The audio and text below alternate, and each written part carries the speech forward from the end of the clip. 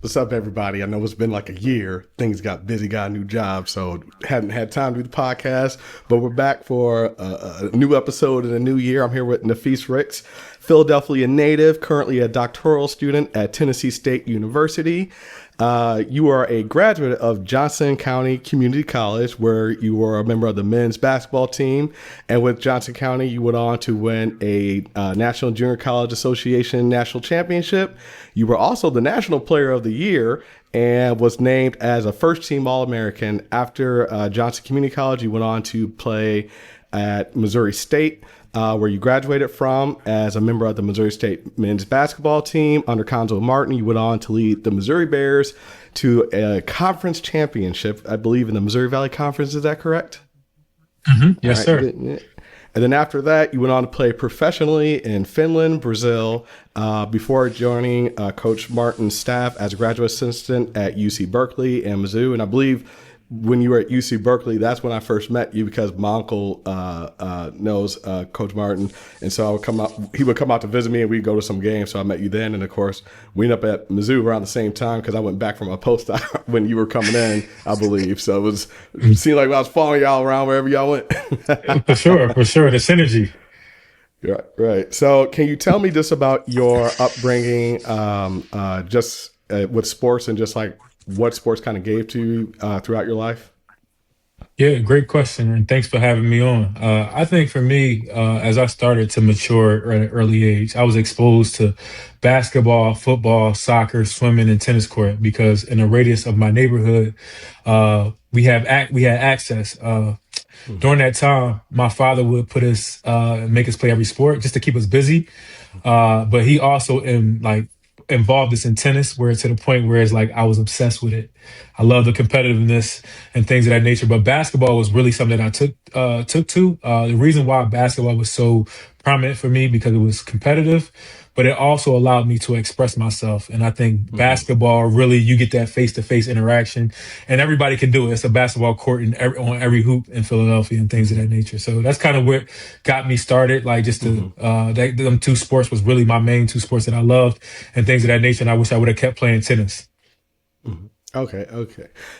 So one of the teams I have at Purdue is a women's tennis team, and yeah, the etiquette piece around it is kind of baffles me. They're like, don't cheer too loud, you might get in trouble, and I'm like, what? Like, they're gonna kick me out or something? So I've still got to get used to that, and so I definitely hear what you mean and agree. I think basketball is one of those sports where it's very universal. It's like, you got a ball, you got a hoop, you don't need no net. As long, you might not even need a backboard, you can still make it work. And I think soccer can be a little bit similar depending on how people kind of set up a goal. But I think it's just one of those sports where, early on at least, it's not super expensive to get involved in. And this kind of gets into my next question, because one of the things I have seen with basketball is this whole kind of like AAU phenomenon, which unfortunately I think is starting to really go into girls and boys volleyball. Boys volleyball is growing very rapidly along with men's, but girls volleyball is getting also a lot more, I think, popularity, especially with the new pro leagues that women have now, and just the rev share NIL that women's college volleyball generates. And so I know there's a lot of money going into it where it can really start to kind of go the AAU route. So what was your experience, if any, with the whole AAU thing, and how is it different now from maybe when you were involved with it or you first saw it? Yeah. So when I first played AAU, I was kind of like a late bloomer because I lived in Charlotte, North Carolina, my first 2 years of high school, ninth and 10th grade. So when I moved back to Philadelphia, the new kid on the block, learning, just trying to get his spot and everything like that, just trying to get acclimated to everything. AAU was more of shoe companies, where Nike, whether you was with a Nike or Adidas team, but you would play in the same tournament. So it wasn't like how it is now, where Nike just played against Nike, Adidas played with Adidas. It was like all the teams and all the different sponsorships. And also, like, one of the key differences that I see today is really a business. They didn't market it the same way. Like, some of the kids that I see, they were in Gucci, Louis Vuitton to the games. Like, we had sweatpants and flip flops on going to the games, and cheeseburgers. Like, they got a whole following. And I think along with the social media aspect, they have a following where people already know who they are before they even enter the gym. So it's all, I think, the emotions and the visibility allows them to be showcased in a way where marketing is heavy on the forefront. And we didn't have that back in the day. Kind of meant to ask this earlier too. When you think about like what sports kind of gave you growing up, especially when you take into account like all the things you said with the differences of AAU now. I guess what would have been different in terms of like just what basketball kind of gave you as a whole, as well the other sports you're involved in, and had you had the whole AAU set up the way it is now, would there anything be different as well? Oh, yeah, yeah. I think the biggest thing what I learned, what basketball specifically gave me was accountability, Mm-hmm. discipline, and consistency. Like I always wanted to win in life, and I think those challenges that when you play in the AAU, the best teams get the sponsorship. So you don't win, you don't get the sponsorship, and the best players Mm-hmm. always rise to the top. That's who they want to showcase. So I think the camaraderie within the team atmosphere and being able to adapt was something that I found throughout my AAU years, but also throughout college and being professionals too as well. What about your high school experience? Because I know it seems now, at least with AAU, like a lot of people are like, I don't even worry about playing high school. But what was high school ball for you? Did you play it or did you focus on AAU? Yeah, yeah. So I played 2 years of high school basketball because, I messed around the first 2 years. I didn't really, Mm-hmm. at my school down in North Carolina, I went to Independence High School, one of the top football Mm-hmm. schools at the time. I wasn't really focused on academics, so I couldn't play. And my dad wasn't going. I had a grade point average. My dad just wasn't going for it. So when I got Okay. to Philadelphia, I had to find a school right away because we came like in the middle of the year, and I was just trying to find like the neighborhood school, but I didn't want to be around everybody from my neighborhood. So I went to like a school like right outside, like 15 minutes outside my neighborhood, which was a good experience. My first year, I averaged 13 points. And then that summer, I got into an AAU team because I felt like that was the only way to be recruited. I'm a late Mm-hmm. bloomer. People don't know who I am. And then my senior year, I played right after because I went post grad. I went to MCI in Maine Central Institute where I played for Philly Pride. After my senior year, I wound up leading the state in scoring by averaging 35 points a game per game, but didn't qualify to high school. So that's the reason why I Mm-hmm. took the prep route. How would you describe your experience with junior college ball? Ooh, the greatest experience that I had playing basketball, to be honest with you. I think me going out to Johnson County Community College, I was given an opportunity to showcase my ability, but it also was free flowing. It felt like a high school, but it was people from all different cities and different on different teams where you was competing at competing at a high level. I think the Jayhawk conference is one of the top conferences in the country. You talking about Kansas, Texas, California. Like if you playing in those leagues, you playing with the big guys. They per se. So being matched up in junior college and getting to showcase my ability coming from Philadelphia, it was so much fun. And I love my teammates. Like my teammates really bonded together within 2 years. I think if we would have got the national championship my freshman year, I think we could have got a good opportunity to win it, but it just wasn't our time yet. But that was the best basketball I played, to be honest. Okay. What is it that makes you say that was the best basketball you played? When you think about especially going to Division One and playing professionally overseas? Yeah, I think that just because like my teammates, like we really like in junior college, you got to grow up real fast. Like, Mm-hmm. there's no schedule. And, like it's a schedule, but resources are not the same when you go to Division One. Mm-hmm. Uh, like you could literally be down by 30 and come back in a game. But also, like I had my friends come with me. So my guy Rory Spencer was from Atlanta. Me and him went to prep school in 2007, and then we wound up meeting back up my sophomore year. My guy Kenny Moore was from Philly that I played with in AAU, and I had brought him along. So I kind of recruited him to my school. Mm-hmm. And then being in Overland Park, Kansas was a great experience just to meet with different people, get to go to the Chiefs game, and just be exposed to all the different schools in the city and things of that nature. So Mm-hmm. I think just the lifestyle of it was the best time for me, not only as an adult, Mm-hmm. well, a young man, but as a basketball player. Now, what was that experience like for you going from Philly / North Carolina to Kansas? Culture shock, to be honest, because like I said, I never, when I took the visit, I signed on the spot.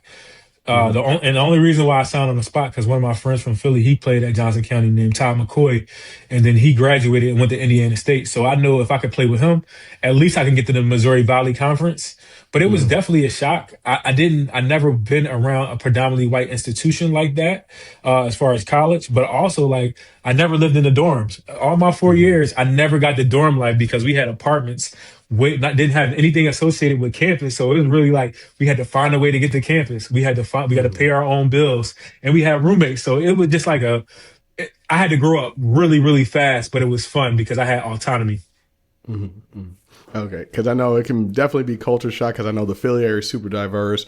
I haven't been to North Carolina, but I know different parts of it can be pretty diverse. And I'm from St. Louis, which is somewhat diverse, but you ain't got to go far where it's not like growing up. I was the diversity growing up. If you know, if you count the students in the DSEC program, but so it was kind of like I know a different experience. And when I went out to get my doctorate in the Bay, it was like, oh my, like really diverse, and it kind of took me for a loop for a little bit. But it was one of those things where, like you said, it's a growing experience, and it's kind of like, all right, well, how we got to figure out how do we thrive in this and whatnot. And so, when you think about then from also too with like junior college, I know it can be kind of hit or miss, similar to like NAI. Like NAI can be kind of hit or miss too in terms of like what are the resources, the quality of certain things on campus, whether it's the education or the dorms or the food or this and that, the coaching. And so I guess what was it that kind of let you know, like, okay, no, like Johnson County Community College really kind of got their stuff together, and like this is going to help me both academically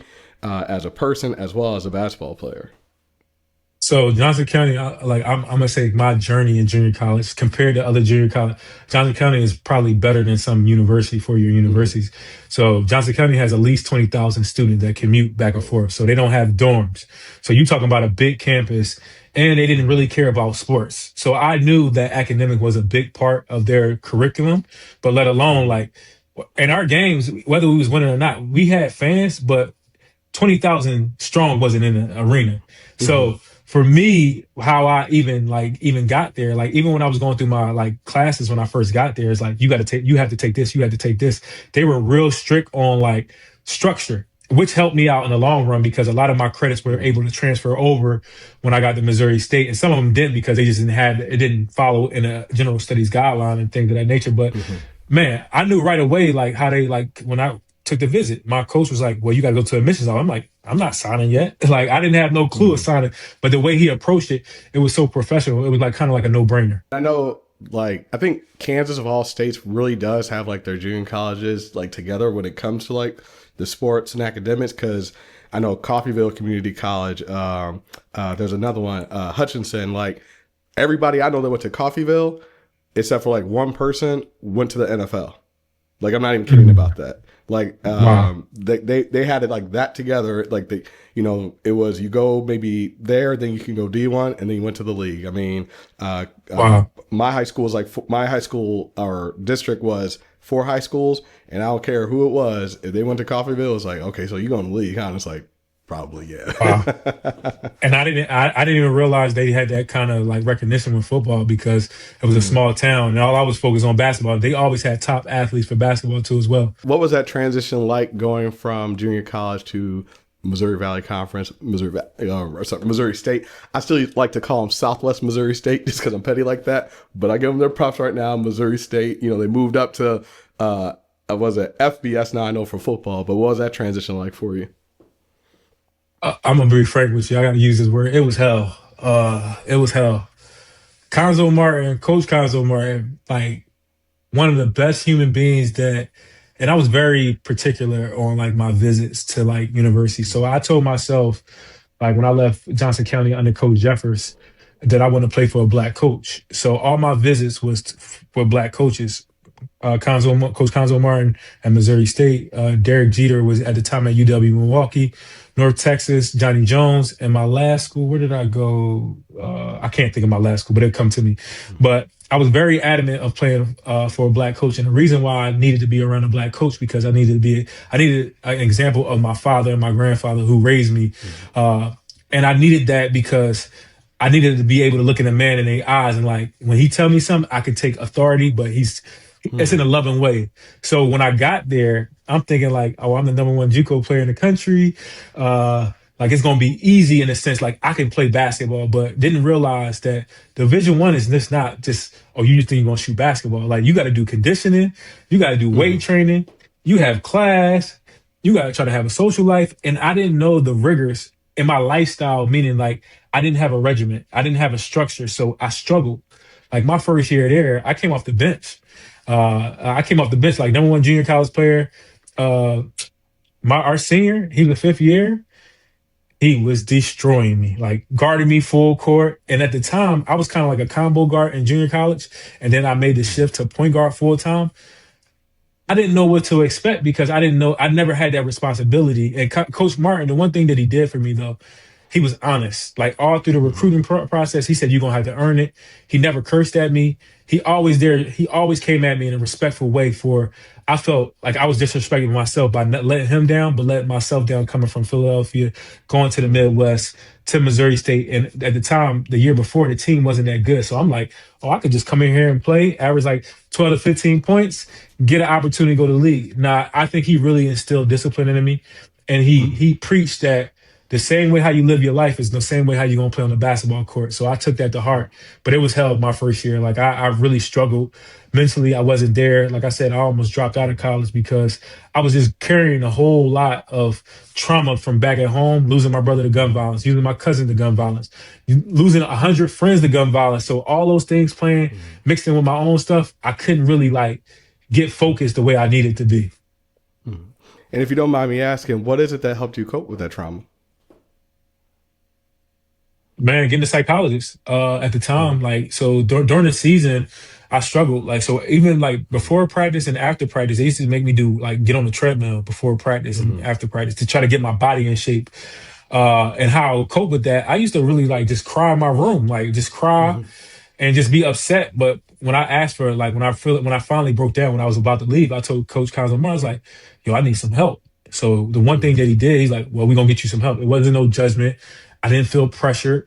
Like I felt like I trusted him. Like if I tell you this information, like you need me because you need me to play good, but I also need you because I want to be mentally right or what have you. So when he got me that psychologist, and I can't remember her name, I wish I could find her because she kind of set it off for me, like mentally. But also I got to release and unpack some of the things that I was struggling with because I never got to speak about how I felt, how I process. And we started having like weekly or every other week sessions for me, just for myself. And my trajectory kind of took off because I was able to let go some of the things or just deal with them in real time. And that's kind of how I cope with the things that I was suffering from. What helped you to go to Coach Martin to open up? Because, you think about, let's be honest, mental health in general for student athletes, there's still a lot of stigma around it. It's gotten a lot better. I know the NCAA's passed things, of course, I've benefited from that in terms of like opportunities work-wise. Still though, it's as many people that could come in for support, a lot don't. And then you bring it to the Black community, especially for a young Black man to say, "Hey, I need help." And for have that to be suggested, by a coach, and then to go and do it, it can break up. It's not an easy thing for a lot of people. And so, when you think about it, like what helped you to be able to say that to him, for him to try to provide that support to you? I think with his how he runs his team and how he recruited me, he promised me one thing: you're gonna get your degree. And now I'm not talking about do the work for me, but he looked my mom. He talked to my mom. He talked to my Coach Reggie, that coached me for Philly Pride, and he made a promise. And he talked to my pop, like, "I'm gonna make sure your son get his degree." So I think from that, like gaining their trust, and they stamped him. It allowed me to be free and be like transparent. And Coach Martin, if you ever been around Coach Martin, he's a great guy. Like the way he talks, the way his bravado and everything like that. Like he was somebody that I can look at and like, you could do the right, like he's doing the right thing every day and it's consistent. So I think his consistency, but his ability to coach me on and off the floor and then make me feel less than myself. And we come from similar big, like humble beginnings, to be honest. Like he's from East St. Louis. I'm from Philadelphia. Probably very similar, probably a little different as far as just like how it's shaped and stuff like that. But we share so many commonalities. I felt compelled to reach out to him because once again, I only had 2 years left. It's like I'm trying to make the best opportunity I can to make it to the NBA. And if I can't, I can go overseas. But I can't come this far not asking for help because everybody's looking at me from back at home like, you average all these points. You National Junior College Player of the Year. Why you go way out there to do that? So I think it was kind of like the pressure from back home, but also the pressure on myself to do good. And like I said, I wanted to enjoy my experience. I think that's what kind of like helped me catapult me to have that conversation with him. I love hearing that because, a big thing that I tell student athletes that I work with is, is there I ask them if there's a coach that you trust, let them kind of know what's going on. Like, I can get all the releases of information and share certain things. However, if they go to their coach and they share with that person that they trust, there's other things that they can do too, right? And, sometimes student athletes will think other people have certain expectations of them. And that may not necessarily be the case. And it's like, okay, this is actually what they're expecting of me. They're not expecting X, Y, Z. And that takes a lot of the pressure off. And it's like, you know, you got to say something. You got to at least ask for some help. And people can't help you if they don't know what's going on, right? Some people are very good at masking, like everything's fine. Other people aren't, so people can kind of check in. And at the end of the day, it's like, if nothing's said, what can change? So I love hearing the fact that, you know, how Coach Martin is as a person made you feel comfortable to say, hey, I don't know that's, you know, exactly what's going on, but I know I need some help with these things for them to provide you. And so I guess I'm wondering, did they kind of just like establish resources in the community with somebody, or do they have somebody in-house or at the counseling center? I didn't have a clue. All he said, like, I really don't know. Like he said, well, we gonna get a psychologist. At the end of the day, I wasn't even thinking about where they came from. I wasn't even knowledgeable about even counseling because I never was exposed to that back at home in Philadelphia. Like I was suppressing a lot of emotions and feelings that I was going through because I was silenced. Like my pop used to always tell me, do as I say, and this is what it is. He laid down the law. My mom was the same way. So it's like me being able to release what I was feeling to somebody, but I trust Coach Martin because it's like, once again, if we don't win, you either gonna get fired or I'm gonna transfer. One of the two is gonna happen if you ain't winning. So for me, it's like he allowed space, but also like comfort with knowing that I'm more than just a basketball player. And it really confirmed some stuff for me. I was diagnosed with depression, PTSD, and anxiety, and I had a learning disability. And it kind of clicked for me. It's like, oh, you were battling through all this, going through elementary, middle school, and high school. Because you know when something going on. You may not say it, but you having that internal conversation in your head is like, yo, I can't retain this information. I'm a little slower to process, like to go all these things. And also like with the basketball piece, I couldn't run plays because I would forget, not because I wasn't trying.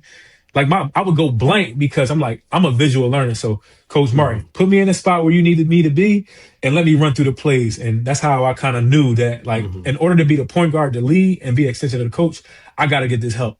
But this is how you help me. That really resonates with me because I didn't know I had a learning disability to my junior year of college. And then later on, I also found out I have ADHD. So like with football, I was that person where I actually was talking with my high school coaches about this. Like, you know, I go out there, I run a play, and it's like, good job. All right, flip it, run the other direction. I'm like, where I got to line up at? Like, that's me. Like, what are you doing? Me. Just go the other direction. And it's like, yo, it's a different play in my mind. Like, I got to think about where I need to line up, what I got to do. And it's like, and then they snap in the ball, and it's like, I'm like deer in the headlights, right? And so, you know, that was something that really ended up having a negative impact on my career, and kind of one of the things that like, when I got into sports psychology, I wasn't necessarily thinking about like assessments for like learning disabilities and stuff, but like I ended up doing clinical psych, and you know, assessments is a big part of clinical psych, so it all kind of like worked out for me. And I think about that even in terms of like student athletes, and I'll tell them, you know, how does it affect your performance? Because some of them never think about like, you know, oh yeah, it takes me a little bit longer to learn plays, or it's kind of like, if you really want me to get something done, it's like, tell me where to go and what to do, and I'll do it. And I can do it better than anybody else, but like, it takes me a lot longer to get the plays memorized, let alone recall them. It's like they're actively thinking where you just try to do it different directions and whatnot. And it's like, give them less and they can kind of go. So like sometimes I get clients that come in to be assessed, you know, I'll talk to them about that. And then there is some kind of concerns there that's affecting them in their sport. You know, I'll try to put in things so that they can kind of let their coach know like, hey, this is how I best process information and get things memorized. And like, you know, maybe just give me 10 plays and I run those plays better than anybody else. Or it's kind of like, you make sure somebody tells me, hey, go here and do this. And it's like, and I just execute. And after that, it's like, all right, take them out, you know, or take her out. I resonate with that so much because that's me, like always, and it's just in life too, because it doesn't just happen on a sports component. It happens in life where I say like, can you repeat that? Like even in a Ph.D., I'm like, I need reps of the same thing over and over and over until it's drilled into my brain. It's like, yeah, I resonate with that a lot. Like very similar story. Yeah. And, you know, I think it's one of those things where it's like, you know, some people have a lot of great potential and it's like, how do you unlock it? Like, you know, you got to be like a janitor with all them keys. We gonna figure out the best way to use you. I think like with Bill Belichick, like no matter, it's like, if you could do something better than anybody else, he was going to put you on the field to do it type of thing. And that's my mindset. And it's like, okay, if you have a hard time with something, I can help you like in order I can put you in a better situation to perform if I know what's going on. And it's like, I don't need to do all this other stuff. It's like, if I literally told somebody when I was coaching, I was like, if I had to tell you what to do every single play, I don't care. Right. Cause like the issue I was having with them was, like when I coach football, I coach defensive backs. I don't have cornerbacks backpedal because I think it puts you at high school and college in a bad position with how wide the hashes are. You lose leverage really easy. I have them shuffle. He wanted to go out there and backpedal, so I had to deal with him doing what he wanted to do instead of what I was telling him to do. But then also on offense, he had a hard time remembering plays because pretty sure that he might have had a learning disability. But so when I asked him like, hey, do you know what you're supposed to do? He'd be like, yeah. And then he'd go out there and run the wrong play or line up in the wrong spot. And I'm like, yo, I asked you, I'm not trying to embarrass you. I'm asking you because if you don't know, I can tell you. Or I even told him like, yo, you could ask somebody else. It doesn't matter to me that you don't have it memorized. I just need you to know what you're doing by any means necessary. So if you tell me yes, and then also you're kind of being defiant with the other part, I can't put you on the field anymore because I can't trust that you're going to do whatever you can to win, which means just admitting, yeah, I know what I'm supposed to do. And it's like, who cares? Run a post route. Go over here, run a post route. Like, I would even have his teammates be like, hey, tell him make sure he knows what to do. And they just be like, coach, man, I told him, but I don't know what happened. And it's like, that part of it, I had to eventually just be like, hey, I'm not putting you on the field anymore, plain simple, because I can't rely on you no matter what. So, when you think about like, I guess, did you find out in college that you had a learning disability or did you already kind of know beforehand? I knew something was going on during like my earlier years. I couldn't pinpoint it. I never, like I said, I didn't have no idea about psychologists or therapists to diagnose, but I knew it was something wrong because it was always a delay in like my retainment of information. And I knew like I'm a struggle. Like I can work hard, but sometimes I'm overworking because of I'm too scared and too embarrassed to tell my coach or somebody. So now the overcompensation would happen. Like you said, the player that you described, I would say, yes, I know it, but I'm going as hard as possible, but not knowing like the coach don't trust me because I'm too nervous to tell about what's going on. He can't trust me because I can't follow the play. So my junior year, when the psychologist came, she told me, "It's like I think you have a learning disability." So I did an assessment, and it wound up being dyslexia, amongst ADHD probably in there as well. And it's you need a structured plan to be successful, and that's what kind of like helped me with Coach Martin. He made it very simple for me, and he always checked in. I think providing that space, but also like as you know, as men, especially as black men, we don't want to be embarrassed, especially in competitive sport. Like you don't want none of your teammates to call you dumb. You don't want nobody to call you dumb or think, oh, this guy don't know the play. We can't do anything because he doesn't know the plays and things of that nature. So for me, I just had to get over myself, and I still struggle with it today a little bit. Like as far as just like being open and honest, not in school though, not in school. Like I'm very honest about what I need and things of that nature, and it has helped me of telling people what I need in these moments. Yeah, I know for me, like I'm open with it with in my job with not just students but even coworkers because I want to challenge negative perceptions, two, help student athletes feel more comfortable thinking like, hey, if something's going on, let me go ask this person because clearly they got a lot of insight about that. And it's like I'm success. It's like became a psychologist, so it's like, okay, you did all these things despite the challenges you have and not even knowing kind of certain points going on. So it's like, well, what if I get the help now? Or at least if there is something going on, I figure it out and I get the help that I need. Well, how much easier can things be? How much further can I go as a result of that? And it's like, it kind of clicks for them. I think, what's the term?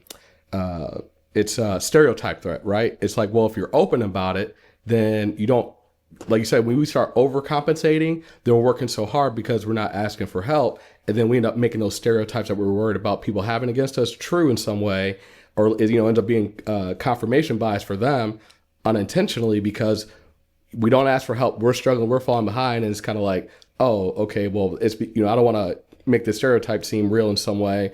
And that's like what you end up doing. So I always tell people like, don't be afraid to ask for help. Again, people can't help you if they don't know what's going on. And so, you junior college, go to Division I, and then what was your experience like with playing overseas and playing professionally? It was so my first country that I got my deal in was in Finland. So Mm, that was an amazing experience because I was the first professional in my family that played professional sport. So accomplishing that, getting paid to play basketball, I didn't get paid a lot. I probably got paid $200 a month. mhm, Like, and it was in like negative 30 degrees, negative 40, negative 20 degrees. It was a great experience to call myself a pro, but it was also like learning a new culture. They treated me like very well. mhm, They allowed me to play my game. And the funny thing is, when I got there, I didn't even realize Laurie Marketing that plays for the Utah Jazz was on my team at 16 years old. mhm, And for me, I didn't even realize that, like, at the time he was 6'4", he wasn't 7 foot. And I used to like, yo, you got to shoot the ball. You got to shoot the ball. Like, he was really good at a young age. And now that I see him, I was like, all those experiences that I had playing international, the food was better. The air was clearer. Even there, like for me, like learning about their school system, they don't pay for college. mhm, They get housing, everything paid for. They like the whole structure of being in Finland allowed me to have a worldview. mhm, And then the following year, I went from polar opposite. I went to Brazil. So I went mhm, from negative 20-degree weather to 100-degree weather. Like, and for me, like getting to see culture, that was one thing that I felt like when I went to Brazil, it allowed me to see how close families like connected. And like people don't realize, like, besides Africa, Brazil is the second most African American people that came from, like, after they mhm, settled from the United States. So for me, the culture of that, eating fresh food, uh, really like embodying and really learning myself, being 100,000 miles away and playing a sport that I love. I think it was just a blessing to learn Portuguese or understand it, but put myself mhm. in a situation where I had to adapt. Okay. We think about like a lot of the stereotypes that come up about like sports and whatnot. I always tell people like you can have your cake and eat too. Like, people can go play sports, use it as a vehicle to get somewhere, still get an education and whatnot.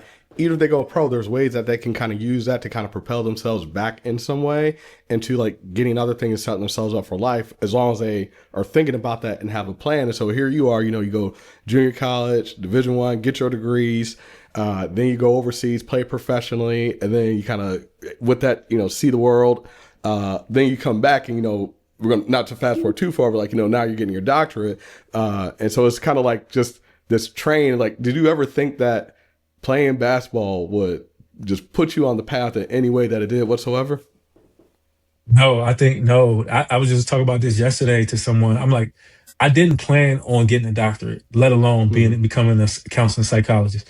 That was not on my bingo card. That was not something that I even thought about because, once again, I wasn't exposed at an early age, but I also didn't see psychologists from my neighborhood. So for me, every time I think about basketball, I feel like God was telling me, like, basketball was the vehicle, but helping people and telling your experience and sharing your experience and how you work through it, that was the calling. So, like, once again, Conzo Martin gave me another opportunity, and when I enrolled at the University of Missouri and becoming a graduate assistant and being able to be a liaison between the players and the coaches, but realizing that none of the players would go to the psychologists that we had on staff. They would all come to tell me, and I'm like, man, I've been through the process of therapy, but now I need to become the psychologist because I need to be able to help them. I don't want to keep passing them because if they feel safe, they feel comfortable. And with my experience of being a former professional athlete, playing in Division I and playing for the coach that they playing for, I kind of know the language. So it was like for me, it was a no-brainer to get to this point. But at an early age, didn't think about it. That wasn't something that I thought about becoming. So you were a graduate student at Cal and Mizzou, or you were just a graduate student at Mizzou? Just at Mizzou. So I worked at camp. So I was originally supposed to become a graduate assistant at Berkeley, but when Coach Mm-hmm. Martin left, he went to Mizzou. So then I had to wait. So as soon as he left from Berkeley, he took the job to Missouri. So I was originally supposed to be at Berkeley, but it didn't work out. It didn't pan out the way I foreseen. Okay, okay. And so, you think about like the experience you have. It's one thing to find out about like psychology and whatnot, and have that experience, but then with the sport psychology aspect of it, like that's even kind of harder to like stumble into. Like I stumbled into sports psychology literally the last semester that I was, or the semester I was graduating. I stumbled into it, or no, yeah, it was like yeah, I ended up stumbling into it my last semester somehow. Like I would go audit the class. It was like a 9 or 8 a.m. class, so I didn't audit it all the time. But I ended up finding about it and took a grad course after I graduated in the spring. And then I was like, yeah, I definitely know I want to go get my master's in sports psych, and then went on to go get my doctorate. But I always knew I wanted to study psychology since I was in the fourth grade, study psychology since I was in the fourth grade. But I didn't really know like what a psychologist was or did by any means at that time. And like, of course, as I got to college, I kind of had a little bit better idea of what they would do and whatnot. But I really still wasn't thinking, oh, I want to be a psychologist. And then I found out about sports psych, and I was like, okay, I think, yeah, that's something that I at least want to be interested in. And when I was doing grad school for it, I was like, yeah, I definitely know I want to become a licensed psychologist and like have the best of both worlds, like being able to work with athletes, be able to work on mental health, whatever it is, I can do it all. I don't have to like separate it all. So like for you, I guess what kind of brought it to your mind of like, yo, sports psychology, not just psychology, but sports psychology is a thing that I can do, and that piqued your interest and whatnot. Yeah, I think once again, Conzo Martin allowed me space to work with the Mm-hmm. guys in that capacity. But I knew I didn't have the licensure. I wasn't skilled enough. I was just giving advice on what I would do from personal experience. So sports Mm-hmm. psychology, I think sports is a microcosm of society, and it Mm-hmm. allows you to have influence. So if I'm able to be a part of a team where we have five coaches, I don't really need to coach. I really need to find out what's going on in the locker room.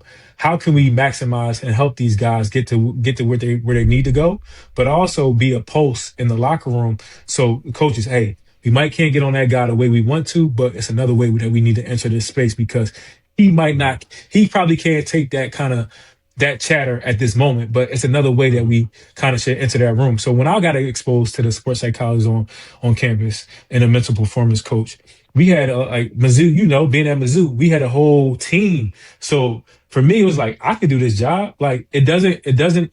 My job don't depend on wins and losses. I could Mm-hmm. be myself. I could dress how I want. So that for me, I thought the career was cool, to be honest. Like I didn't Mm-hmm. see a shift. I could still dress like an athlete, but I'm also helping somebody where my job doesn't depend on wins and losses. It's really for the well-being of student athletes and people. So once again, I love watching human behavior. I love sports. So I was getting the best of both worlds. So it was easy for me Mm-hmm. to look at a game. And while everybody else looking at the game, I'm looking at body language. I'm Mm-hmm. like, I'm looking at like, does he have his head down? What does he do when he misses a shot? Does he look at the bench? So I'm looking at the nuanced things that most people aren't looking at, and just like, how could I help this guy and motivate him in the moment? But if not, like, what's some tools that I can give him to be able to be his best self? I know for me it was a similar thing too, because I was thinking like, well, do I want to be a strength coach? And then I was like, nah, like strength coaches work hard, right? They up before everybody else. They don't get the same breaks as anybody else. And then what do you call it? It's like, they gotta do a lot with the weight room and this and that. And it's like they can get paid well, but a lot of even D1 schools, they don't necessarily get paid that great. Depending on the sport, they might be inside a lot, they may be outside a lot. And I was like, well, now I think I would rather coach football. And so there was this point though where I was like, okay, well, let me get this doctorate because coaches get fired a lot, right? And they get hired and fired a lot. They got to move a lot. And I was like, if I get burned out with that, I want something I can fall back on and still have like a good income versus like, if I coach football at a high level and then it's like, all right, well, I lose my job making maybe six figures. And then it's like, well, I really don't have any other applicable experience. Now I'm making like, 30,000. Like that's a rough transition. So I want something that I can get and be competitive. And then it was like you said, it was like, you know what? I can kind of dress like an athlete. I can kind of do certain things and whatnot. Like I'm in an office. I got the AC. I can go out to practice for a bit, but when it get too hot, it's like, yeah, I'm going back inside real quick. Let me get some of this Gatorade and go in. And so I was like, I think this is a better fit. I don't have to worry about like, getting hired or getting fired as much as what coaches do. And with that too, like there's always a demand for psychologists. There was a demand for mental health, and even more so now, especially for sports psychology. And so, yeah, I'm with you on that. I was just like, I like the stability of it. It's like you don't have to worry about living in the middle of nowhere necessarily for a super long time. I have time to go off to see family because I'm close with mine. So I was just like, you know what? Yeah, the coaching thing, we're gonna leave that to other people. Like I think this is a better fit for me overall. Yeah, I wanted to piggyback something that you said. Like I think the stability, but also like you said, whether the staff get fired or not, they can always keep you on like as at the university and things of that nature. But you're not pigeonholed just to the university. You can do Hmm. private practice, but also like I see how much stress that it put on coaches. And when you on those teams and you're traveling as a graduate assistant, you see everything. Like like the Hmm. bells and whistles, the heartaches and pains and stuff like that. So when I start seeing all that pressure on coaches, like, oh man, you don't know what you're doing. Sometimes it's like a hierarchy in teams. Hmm. Like some coaches be in the game for 20, 30 years and like sometimes they stuck in their ways. So they don't receive information from a young guy sometimes Hmm. as people may think, or like the recruiting trail is changing. I got relationships with like this because it's an ego driven sport where their job is on the line to recruit the best players, but Hmm. also they got to win. So for me, it's like I don't really want to be in this gladiator sport where you think I'm trying to get to your job or take your job, Hmm. or when we win, I'm not focused on this job and ready to go bounce to the next job. Like I Hmm. don't like that moving my family around place to place to place. And like you said, Columbia was already a small town. I was like, I can't do this. I want to be able to be free and get on a plane when I want, but also do Hmm. God's work.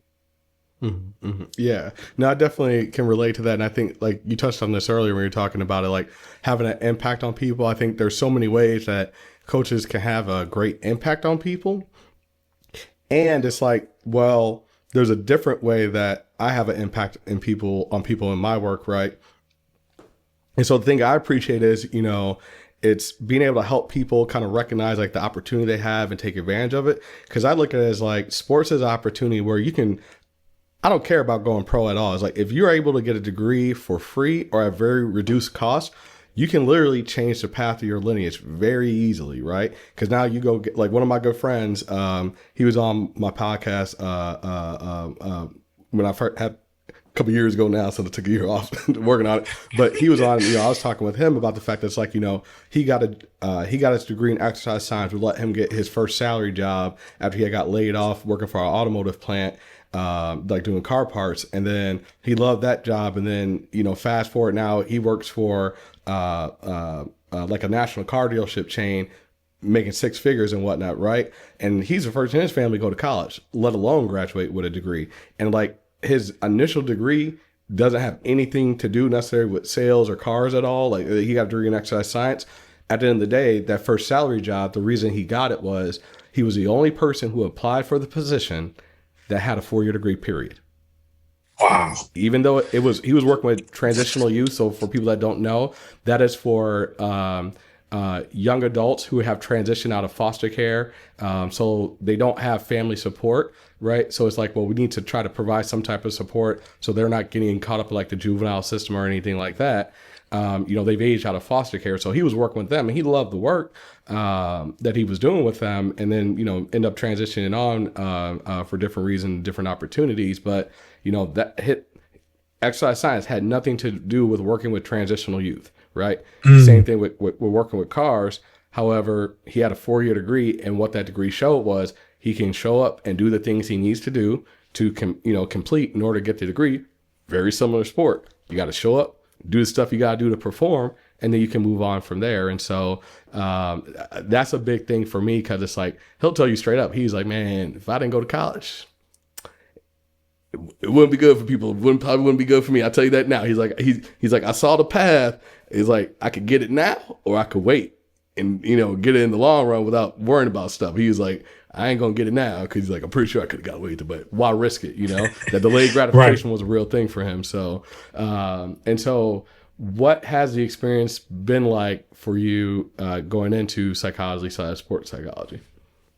Yeah, it's been amazing because once again, like you said, I'm glad you touched on about the degrees. So I have one, two. So I have a general studies in junior college, associates.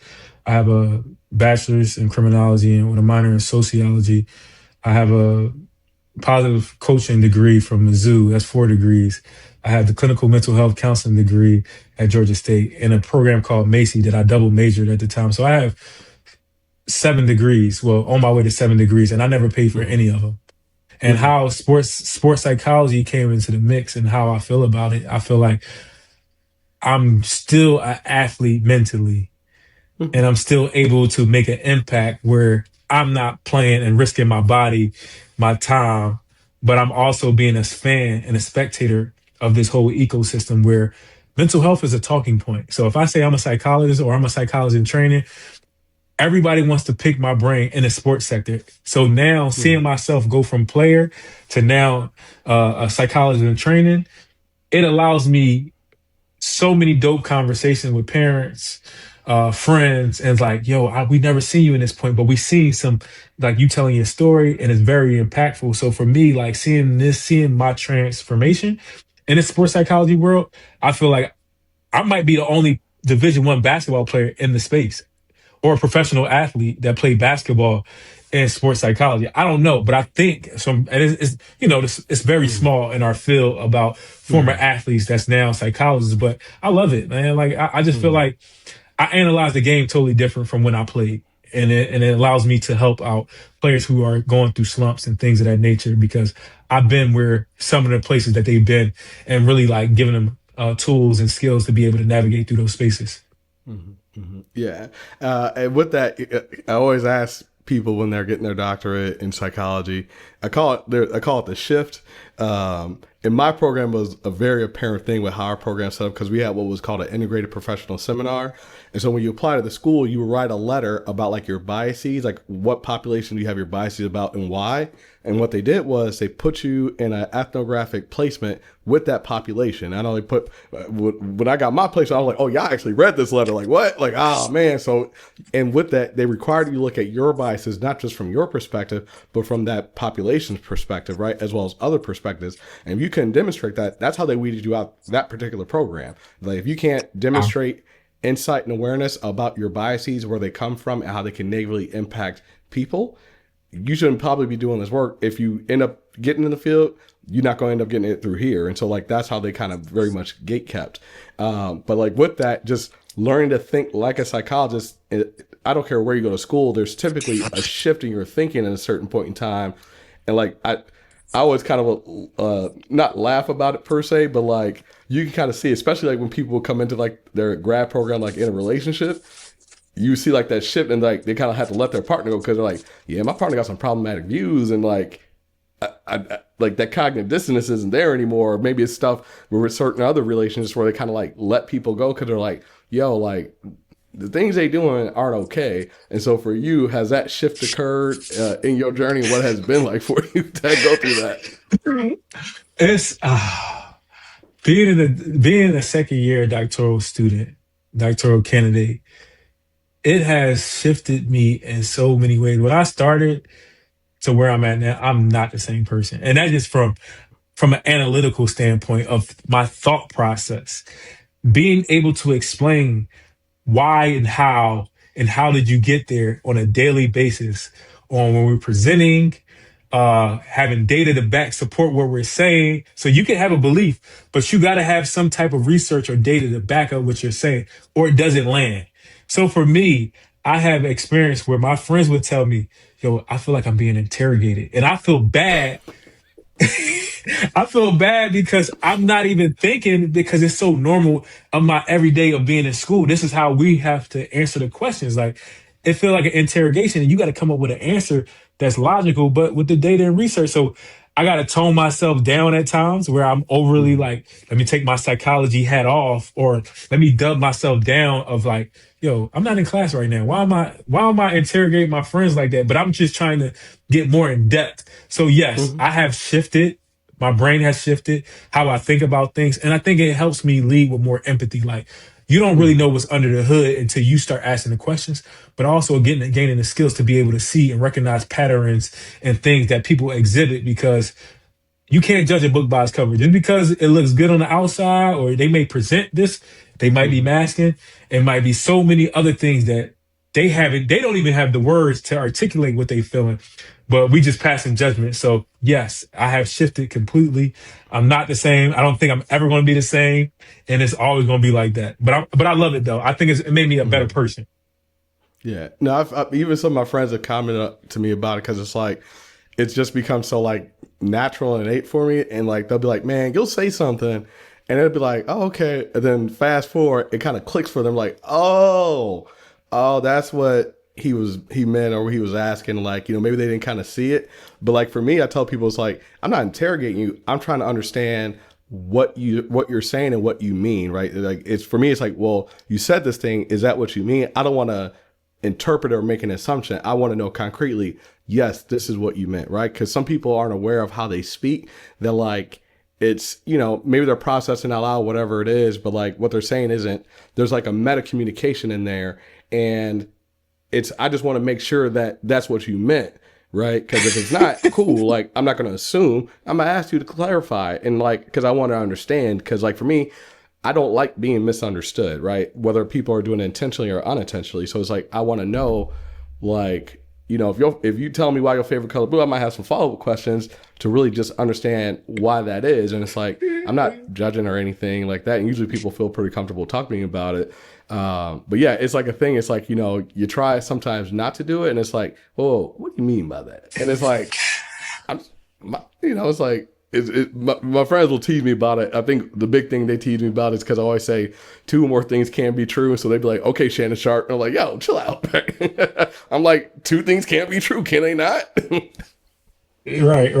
I get it. I get that all the time, man. I'm trying to tone it down a little bit just to like be aware because it could come off like, that's not what you said. It could almost come off like, you didn't say that. And if you did, you're not using the words correctly or the sentence correctly for me to even understand it. So that's why I'm asking, can you say that one more time? Because I want to, like you said, I want to be clear. Is this what you mean?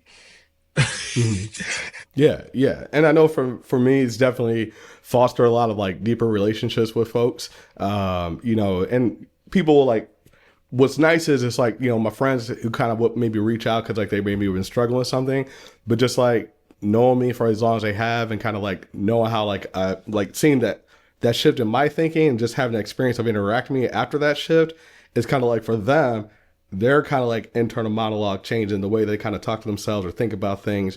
And so then it's kind of like they're able to like better address things just because they learn how to recognize like, well, am I being too critical of myself? I'm doing X, Y, Z. Like, well, I said this thing and it's like, is that really honestly what I mean? And it's like, no, that's not what I mean. And like, even for some of them, it's kind of like recognizing like, hey, well, I can have this and have this, or if I think this, that doesn't mean this. And it's like, again, it's like, two or more things can be true. And it's like, that's like some of my friends, they know it's like, if I'm not okay, it's okay for me not to be okay. It's like, I can not be okay and still, enjoy like the moment of doing X, Y, Z. Like I don't have to bottle up and whatnot. And so for me, it's kind of like, well, they're having that experience just from like interacting with me and talking to me and like, there's value in there, right?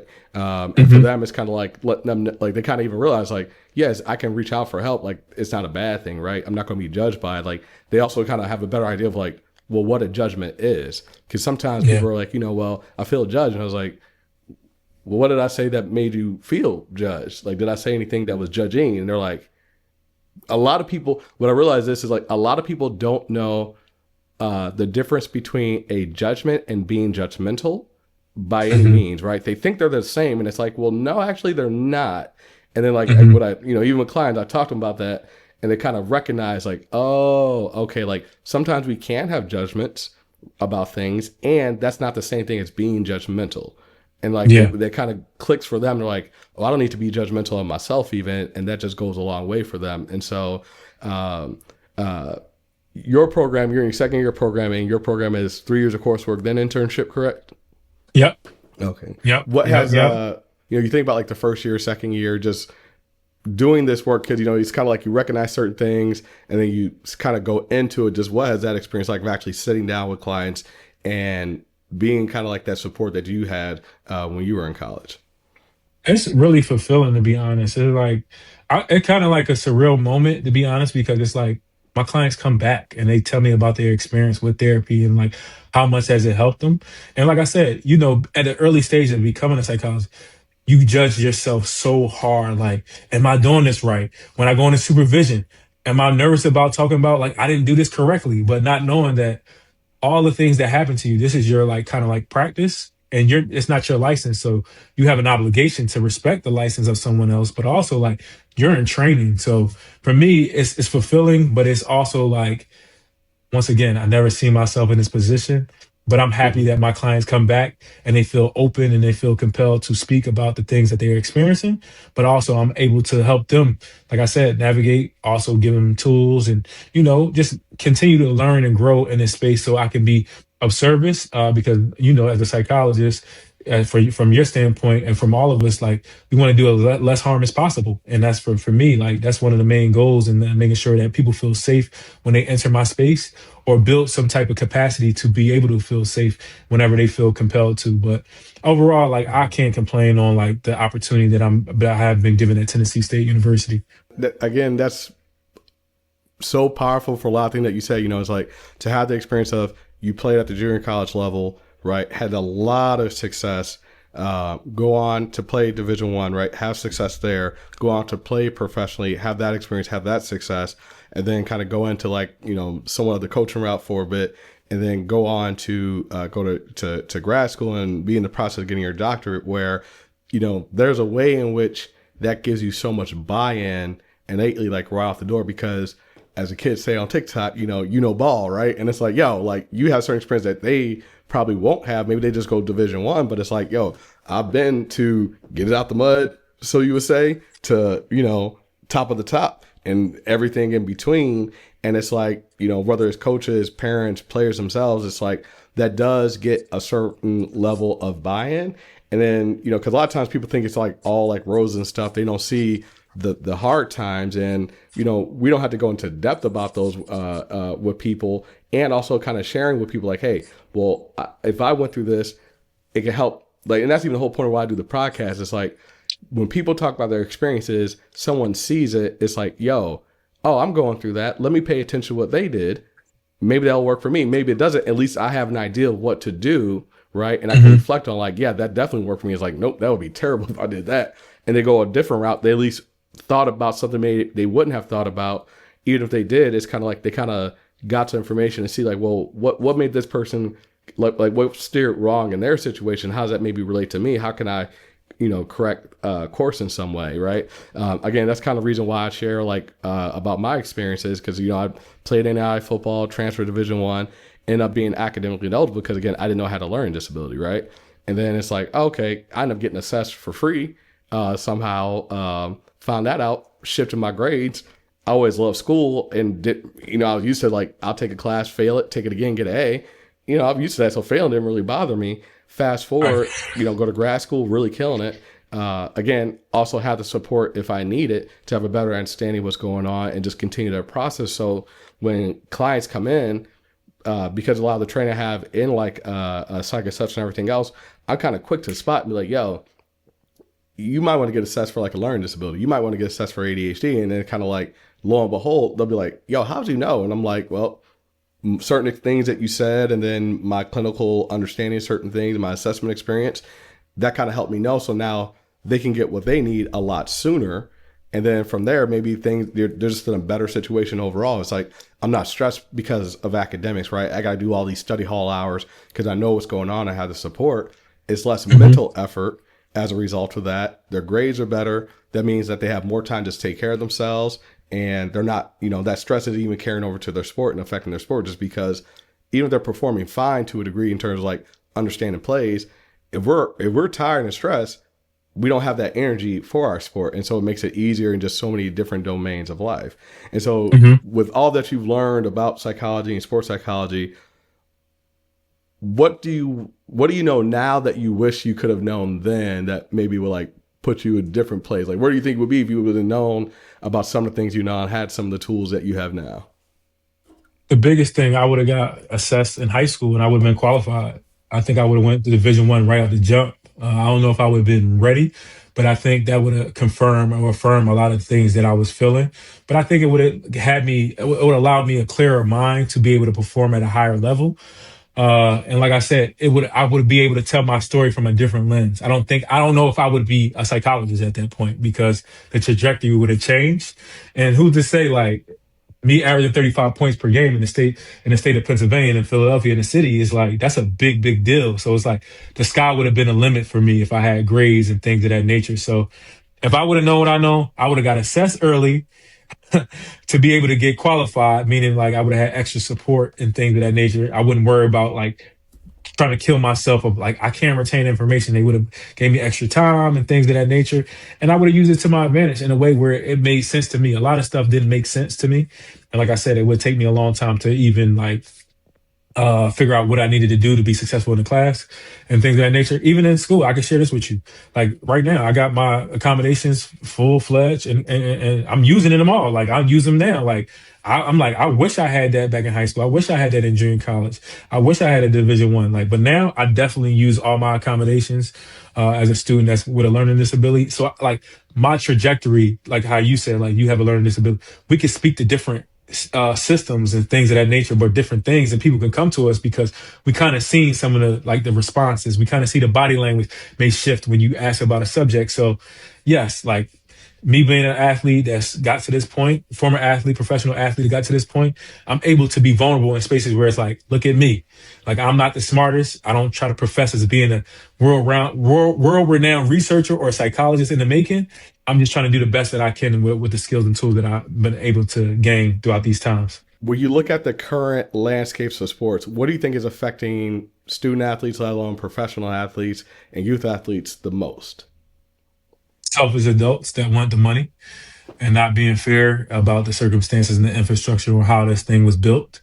I think a lot of times people equate money with happiness and joy and things of that nature. And like the more money you get, the more expectations that people places on these athletes, these student athletes and things of that nature. And now with the incorporation of gambling and all these outside sources to try to influence student athletes to make decisions based on what the perception of these universities have.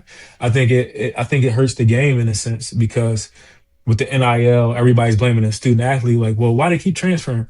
Well, some of these student athletes never had this kind of money. And they coming from poverty where, this is the most money they ever gonna make. It's almost like a contradiction sometimes. So some people say, well, if we pay the athletes, well, they will no longer be amateurs. I don't think college sports has ever been amateur because the TV rights, how much money that's being showcased, the sneaker deals and all that, that's big time money. And the viewership of it, I think the system doesn't allow it to be fair, and everybody puts the pressure on student athletes. And now with social media, you have direct access to post on the wall to like if they don't play the best, like now you got the gambling people talking about you messed up my over and under, my -5, you shot the ball when this, that, and the third. So I just really think it's selfish adults not seeing the whole scope of things. And also not putting more psychologists and therapists on those campuses that really can help. It should never be one psychologist per university. It should be at least, in my eyes, therapists, psychologists, at least 5 to 6, because you're talking about a Division I level.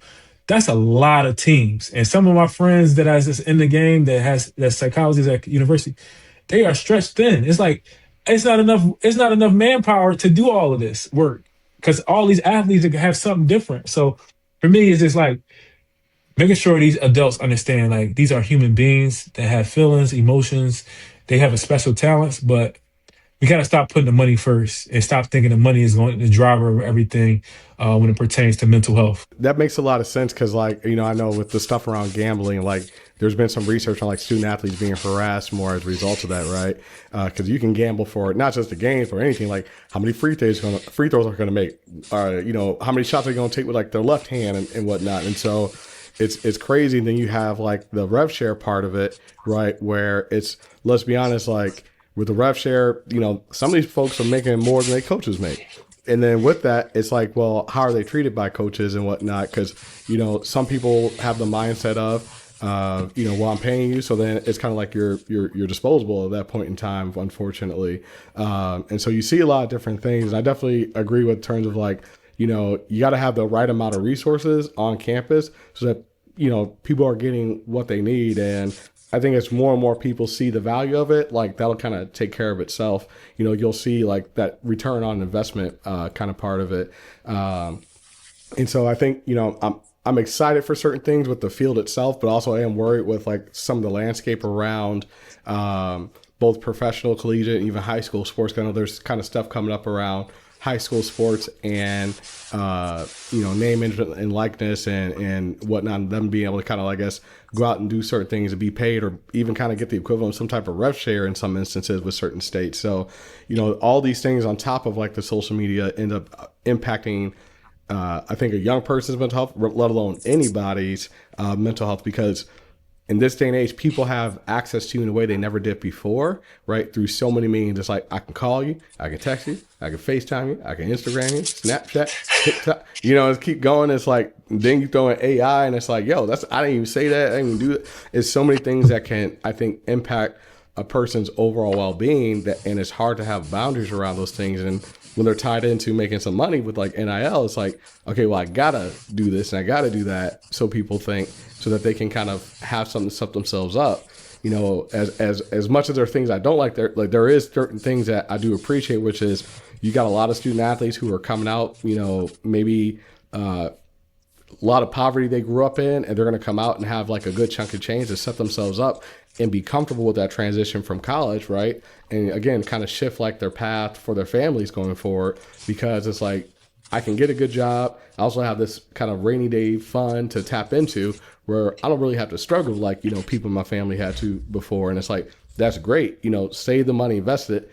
You don't need that Hellcat. It's like, all right, if you do get it, definitely put something away for sure. And I think being in college are exposed to a lot of more people who can maybe talk to them about fiscal responsibility.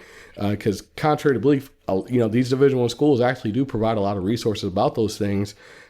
In general, is just, are the student athletes going to use it? And I think coaches can still do their part. We're bringing that in as well directly. So it's like, they have a person come in, specifically speak to the team. They don't have to worry about the team, where they're going to go to these events put on by the athletic department. They'll talk about them as well. And then the other thing I was going to ask you too was, so I know I asked about like, the thing that was impacting the mental health and well-being of like student athletes across the board the most. I think with that is kind of like, if you could change one thing, what do you think you would change and why? About college sports? Sports period in terms of like mental health and whatnot. Education system. I think the whole education system needs to be shifted for a student athlete, because they're on a different track. I think every time we always talk about like the percentage of going pro, and it goes back to, if I have the opportunity to make money, most money than I ever make in this window, why wouldn't I? Coming from my environment and things of that nature. So I think the amateurism tag has to go in order to move forward in the education. And the reason why is because it's one thing to bring a speaker in to talk, but if they're not consistently, and if you're not tapping into the pain points of student athletes, they're not going to listen. So it's not taught to their name, image, or likeness, and it's not spent in a way where they can receive the information. It's going to be like in one ear and out the other. Not because they're not interested, but the way it's packaged is not good. So like, let's just say, let's have a Nike rep come on. We want to give y'all an NIL deal. What are we looking for? I don't think they'll be open to that, or Adidas or any of the brands. Like, get tangible things where it's relatability to their lifestyles. And like we said, it's a lot of resources, but who's giving out the resource? If I see Rich Paul, he comes to my school, Rich Paul comes to my school, he wants to represent me. Tell me why you want to represent me. Tell me what's the process of going to get an agent. How you know if it's a good or bad agent. So I think if if they start becoming classes where they got reputable people in those spaces, I think that's the one thing I would change about the education system. Because everybody's talking about, well, you get a degree. If you get a degree in nothing, what job are you getting? Man, especially in these times with AI and the models that's coming out, these machines are doing the work. So it's like, what separates you? And I think when we stop worrying about so many GPAs, and like, not saying that doesn't mean anything, but what are the student athletes being able to take away from their college experience? Because the college experience is not when you went to school. It's totally different. So we have to evolve with the times. You're going through the process now. Where do you see yourself in the future? What is it that you're hoping to do once you're done with school, licensure, internship and all that? It's a lot to be a psychologist, y'all, just so y'all don't, for those of you who don't know, it's a lot. You got to do your coursework. You got to go to internship in order to graduate, do a dissertation as well. Then you got to go, you can do an informal, formal postdoc. Then you got to get licensed, which that costs money. And then, find a job somewhere, get in the door that way. But for you, you're, you're gonna be coming up to some of those points soon. But like, where do you see yourself? What is it that you're hoping to do once you're done with the process? Man, great question. So I think about this daily because once again, being in the program, I have been stressed. So every Wednesday I'm a TA, or every Tuesday I'm a TA. So I've been teaching a teacher's assistant with one of my professors, Foundation of Counseling, and I have been getting a great reception of teaching. Didn't think about myself as a teacher or professor. And I think I'm gonna be a professor at a university, but I think the way the world is working and with AI and things of that nature, I do a lot of public speaking, talking about mental health and well-being. So I'm open to the possibilities. Like I said, being a professor is one thing. Doing the public speaking is another thing. I want to diversify the portfolio to bring other people in, particularly student athletes, because they have the name, image, and likeness to do the work, and they also have similar experience. So I'm open to the possibilities. I'm just trying to learn business right now. So before I get out, it's not a heavy transition because just because you get a doctorate, that don't mean you're gonna get a job, especially working in sports. Like you got to go through all these leaps and bounds of connections, relationships, but also are you a good fit with the university? So I'm open to the possibilities. I just want to make sure that during this stage of practicing right now, I'm able to get the skills and be able to get out there on my own. So now when someone's probably recruiting me to join the organization and things of that nature, I'm a good candidate for the job and I got the skills to be able to do the job at a high level. Okay. No, I definitely hear you with that. And then it's, speaking, telling our stories, people really, I would tell people to do it more. I try to tell people to do it more because they don't realize where it could take them. Like, I know for me, someone asked me to be on their podcast. I went on and did it, and I ended up getting someone offered me a job from that, right? And it just didn't pan out necessarily. It was like, yeah, but we want to bring you in an interview for this and that because they kind of heard about me on there and everything and liked a lot of things that I said. And it was in a setting like that I never would have thought of in like a million years. I was like, oh, for me, it's just timing wise with the process and also fit, it just wasn't going to be the kind of like the best thing for that point in time. And it was like, well, let me think about it because I never thought about like that particular setting and whatnot, and even the initial interview went, I think, great. And it was like an opportunity to kind of do things at sports psych in a way that I hadn't thought of and kind of just expand it in so many ways because sports psych is growing a lot still. It's still a pretty young field, like especially in its kind of current iteration. I tell people that it's really like maybe 20 years old, right? Because there was a point where sports psych and performance psych was pretty much indistinguishable. But now because sports psych is kind of a little bit more known about like the clinical kind of component where yes, there's a performance aspect, but like they kind of have separated them to degree just to help people kind of better understand the process of doing it because it was confusing. I know for me, it's like, all right, do a doctorate, counseling psych, clinical psych, right? Wait, do I need to get licensed or need this and that? And it's very confusing. I think in terms of what you were saying with how it's kind of similar with what basketball did. Now psychology is kind of do that, exposing different things. Like I never thought about teaching, right? Or doing a lot of public speaking. I think Dr. Raquel Martin, who teaches at Tennessee State University, she's a prime example of somebody that does it all, it seems. And it seems like you got more 24 hours than anybody else. And she laughs about that and says, I don't. She's like, I just plan it out and then kind of push things along and I get help for certain things. So I don't have to do it all by myself. But she's like, but it just seems that way. She's very good at being consistent. And I'm like, no, you got an extra 24 hours in there. I know you do. You just don't want to tell nobody. Yo, I haven't even met her, but I've been following her. She follows me, but I haven't met her yet. And she's actually from Philly. So it's funny, like how she is, like her personality. I look up to that because she's her authentic self, but she's really good at what she does as far as having the skills and the knowledge to be able to give psychoeducation on a platform where people can combat her, but she's coming right back full fledged with depth. Conversation and delivery. So like, I can't wait to meet her in person. Shout out to Dr. Raquel Martin from Philadelphia, Pennsylvania, like representing. Like it's a blessing to see that. Like I aspire to have a platform similar, but not like just in a way where I can give more information out where people don't have to actually get me every time on a platform, but the platform to speak for itself. Yeah, no, definitely. I'm like, let me try to do like that. I'm in a different setting and whatnot.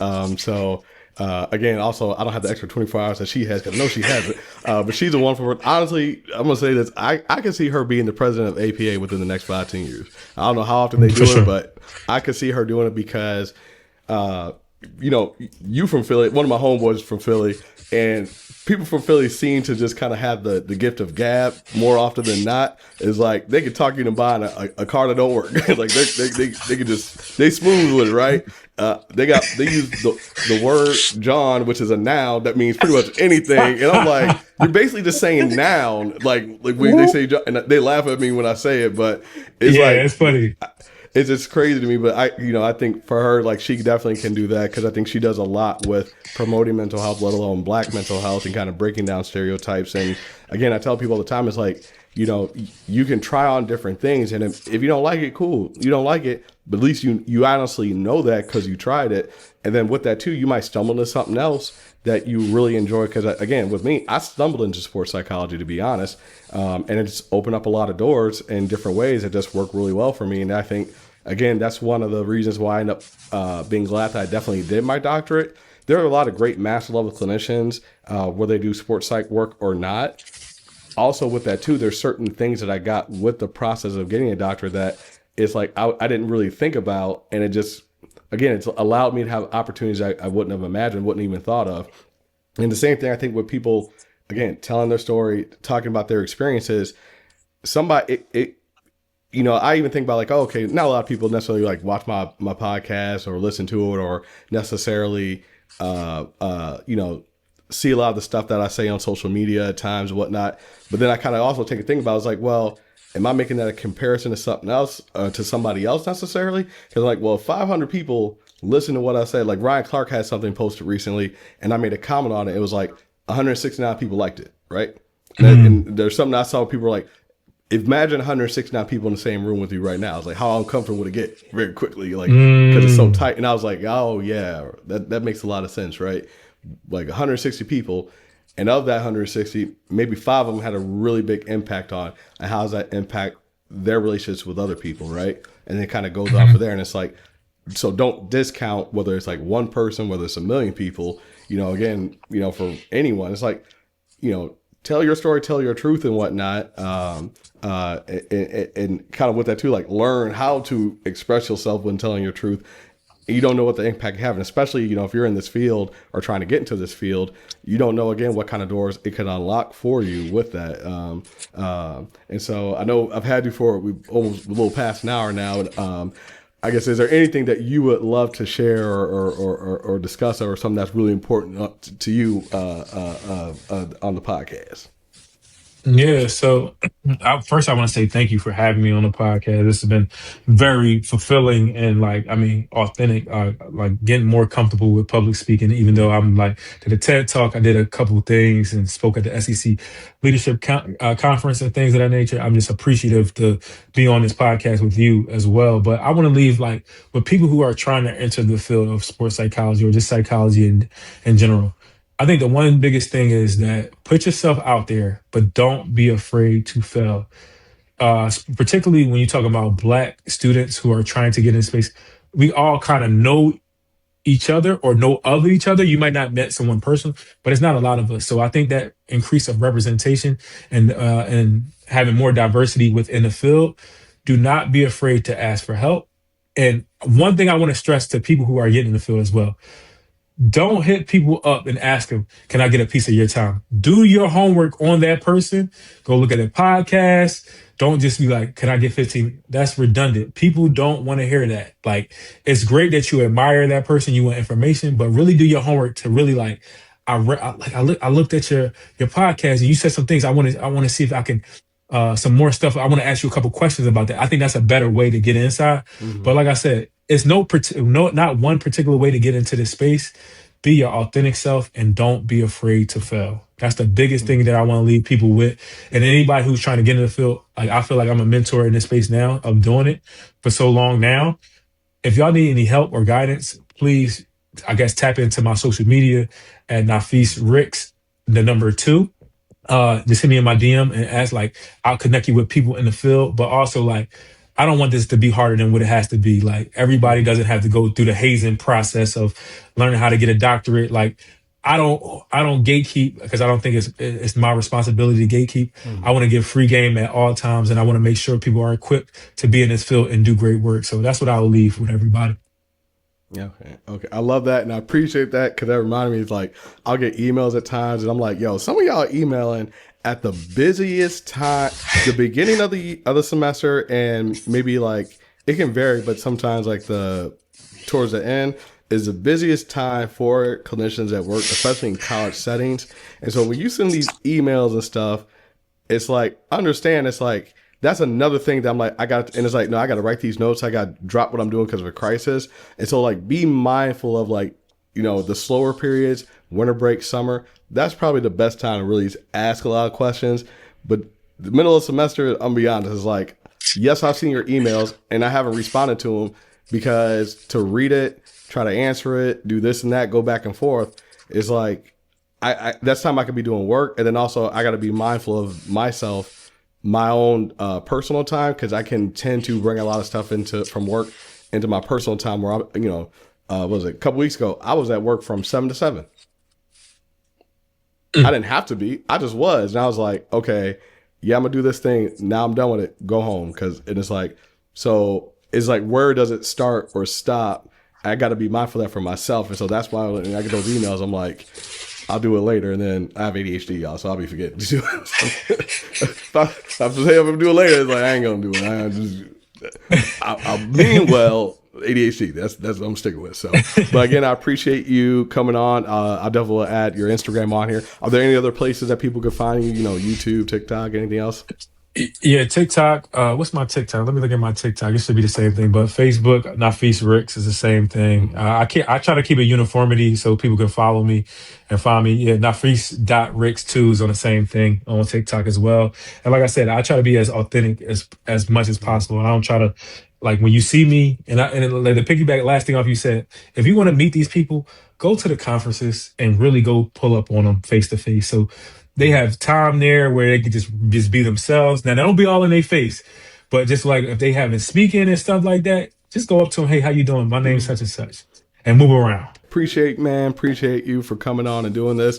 Like for me, this is even me getting out my shell. It's like, all right, I've interviewed some of my friends. Like, let me start asking other people and just reaching out. I know we've been following each other on social media for a little bit. Like I said, we kind of cross paths at Mizzou and also Cal, but it was like, I got to get out my own comfort zone. So letting a lot of people know now, you're going to be getting some messages from me as you come on the podcast. So again, thank you for coming on and just sharing your experiences with just sport, mental health, as well as just the process of becoming a sports psychologist. Appreciate it.